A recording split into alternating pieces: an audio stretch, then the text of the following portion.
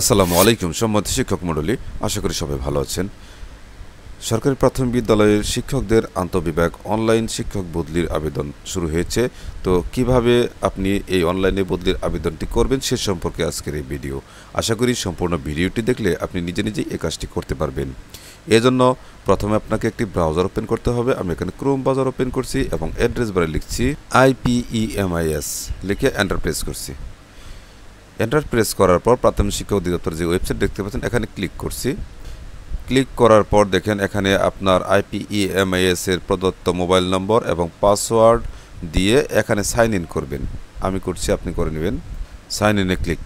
দেখেন আমরা IPEMIS পোর্টালের অভ্যন্তরে প্রবেশ করেছি। এখন ড্যাশবোর্ডে দেখতে পাচ্ছি আন্তঃবিভাগ বদলির আবেদন জমা দেওয়ার সময় শুরু হয়েছে।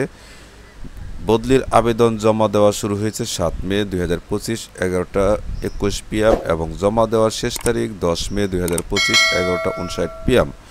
আবেদন জমা দিতে ক্লিক করুন শিক্ষক বদলির আবেদন, এখানে ক্লিক। এরপর নতুন আবেদন, এখানে ক্লিক। এরপর স্ক্রল ডাউন করে নিচে যাব। এখানে আপনাকে বিভাগ নির্বাচন করতে হবে। বিভাগ নির্বাচন করলাম, এরপর জেলা, এরপর উপজেলা, এরপর এগিয়ে যান, এখানে ক্লিক করতে হবে। ক্লিক।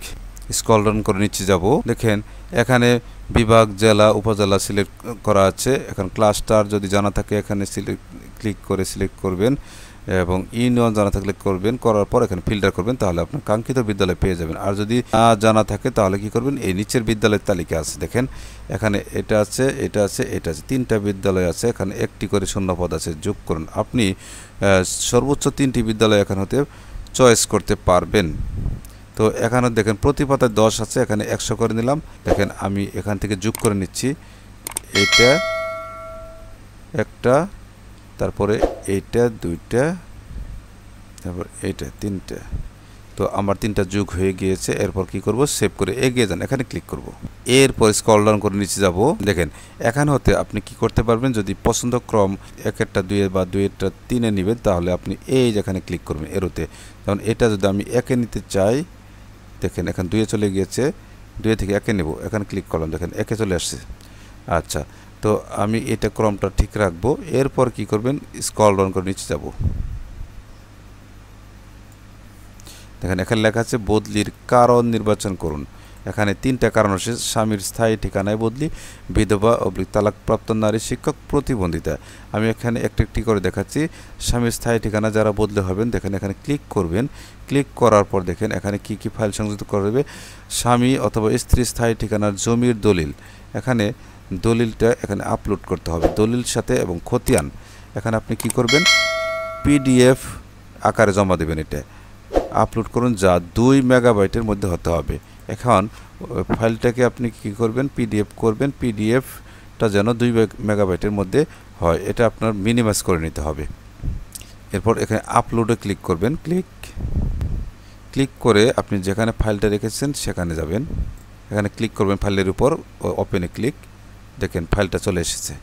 এরপর দেখেন ফাইলের ধরন বিয়ের কাবিননামা, এখানে ওই একই তথ্য, এই তথ্যটা অবশ্যই দিতে হবে।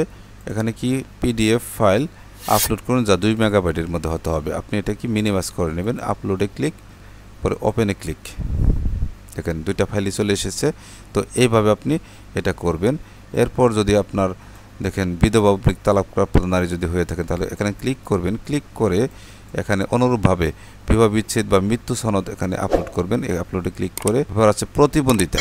দেখেন প্রতিবন্ধিতা ক্লিক করে কি দিতে হবে, এখানে প্রতিবন্ধিতা সনদ এখানে আপলোড করবেন। আচ্ছা, আমি এটা বাতিল করলাম, এটাও বাতিল করলাম। দেখেন স্বামীর স্থায়ী ঠিকানায় বদলি, এটা আমি রাখলাম। রেখে সেভ করে এগিয়ে যান, ক্লিক। দেখেন বদলির জন্য নির্বাচিত কারণ কি, কারণ স্বামী অথবা স্ত্রীর স্থায়ী ঠিকানার জমির দলিল, কাবিননামায় উল্লিখিত স্থায়ী ঠিকানা ও দলিলে উল্লিখিত স্থায়ী ঠিকানা একই হতে হবে। অর্থাৎ কাবিননামা এবং দলিলে যে স্থায়ী ঠিকানাটা আছে সেটা একই থাকতে হবে। ও খতিয়ান, দলিলের সাথে খতিয়ানটা দিবেন অ্যাড করে। বিয়ের কাবিননামা বা বিবাহ সনদ এটা দিবেন আলাদা, দুই ঘরে 2টা। আচ্ছা, এরপর দেখেন কী লেখা আছে, আমি স্বীকার করছি যে দাখিলকৃত সকল তথ্যাদি ও কাগজপত্র সঠিক রয়েছে। আমি ভুল তথ্য দিলে আমার আবেদন বাতিল হবে এবং আমার বিরুদ্ধে বিভাগীয় ব্যবস্থা নেওয়া হবে। এরপর আপনি কি করবেন, এই চেক বক্সে একটা ক্লিক করবেন। ক্লিক করলে দেখেন এই যে সেভ করে এগিয়ে যান, এটা দেখেন অ্যাক্টিভ হয়েছে। এরপর দেখেন সেভ করে এগিয়ে যান, এখানে ক্লিক করবেন। ক্লিক দেখেন আবেদনকারীর কপি এখানে শো করছে। আপনি এটা কি করবেন, ভালো করে যাচাই করবেন। যদি কোনো সমস্যা থাকে তাহলে যে পূর্ববর্তী পৃষ্ঠায় ফিরুন, এখানে ক্লিক করবেন। আর যদি দেখা যাচ্ছে আপনি সাবমিট করতে চান তাহলে এখানে ক্লিক করবেন।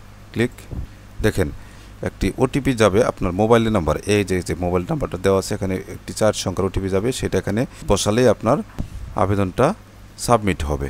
এইভাবে আপনি নিজে নিজেই আপনার বদলির আবেদন করতে পারবেন। আশা করি বুঝতে পেরেছেন। ভিডিওটি যদি একটু হেল্পফুল হয়ে থাকে তাহলে অবশ্যই একটি সাবস্ক্রাইব করবেন। এই আশাবাদ ব্যক্ত রেখে আজকের মতো এখানে শেষ করছি। আল্লাহ হাফেজ।